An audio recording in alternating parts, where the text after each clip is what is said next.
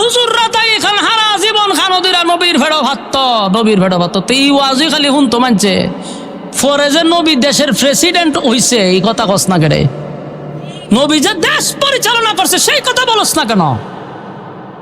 এই কাঠমৌলবী গুলা শুধু নবীর ভেড়ো ভাত্তর হইয়া বইরা তো রাখছে, আর সমস্ত নাস্তিক গুলা এই ওয়াজ পাইয়া দেখছো নি নবী গরিব আছেন আর হুজুররা ইস্তারি দিয়ে কাপড় পড়ে, হুজুররা গাড়ি দিয়া চড়ে, এরারে এমন ভাবে ব্রেইন ওয়াশ করছে।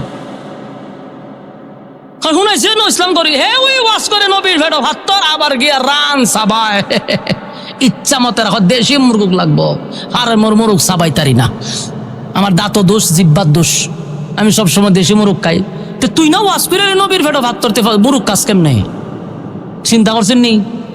এই মানুষগুলারে ইসলাম থেকে কতটুক দূরে সরাই রাখছে আপনারা বুঝতেছেন? আজকে 2025 সালে আইসা যখন কোন আলেম রাজনীতি করতে যায়, তখন ওই সমস্ত সুশীলরা কয় হুজুররা রাজনীতি পাইছে, বউ হুজুররা থাকবো মসজিদ, হুজুররা থাকবো মাদ্রাসাত, টিফিন বাড়ি দিয়া গরম ভাত না দিমু, হুজুরে মাদ্রাসাত বইয়া খাইব, আমরার বাপ মরবো, হুজুরে জানাজাত নিমু, সেখানে গিয়া হুজুরে মিলাদ পড়াইব 50 টাকা দিমু, হুজুরের হাম তুই ডাক, হুজুর কেন রাজনীতি করতো?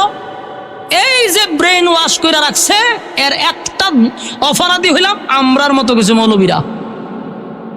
কারণ এই সমস্ত জাহেল গুলার এই ওয়াজ শুনাইছে, তো এই জাহেল গুলা জানে না যখন আমাদেরকে বলে রাজনীতি পাইছো কই, আমরা তো বুক ফুলিয়ে বলি আমরা রাজনীতি শিখছি স্বয়ং রাসূলুল্লাহর কাছ থেকে, রাজনীতি শিখছি রাসূলের কাছ থেকে।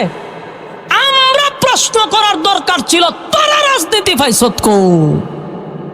আমাদের রাজনীতি পাইছিটার এভিডেন্স আছে, ডকুমেন্টস আছে যে আমরা অমুকের কাছ থেকে রাসূলের কাছ থেকে রাজনীতি শিখছি। তোরা করতে শিখলি? এখন এরা সর্বোচ্চ কইতে পারবো যে আমরা ফেরাউনের থেকে শিখছি, আনালে হামাইনার থেকে শিখছি, আবু জাহিলের থেকে শিখছি, আনালে আপনারা কইব না কি আমারে বলেন? এই জন্য দেখবেন এদের কাজ কাম চলা ফেরা কিছু আবু জাহেল বারকা, আর আমরা রাজনীতি পাইছি গৌ। হযরত উমরের আঙ্গুলের ইশারায় অর্ধ পৃথিবী পরিচালিত হইছে, অর্ধ পৃথিবী। রাজনীতি বলে পাইছি কৌ?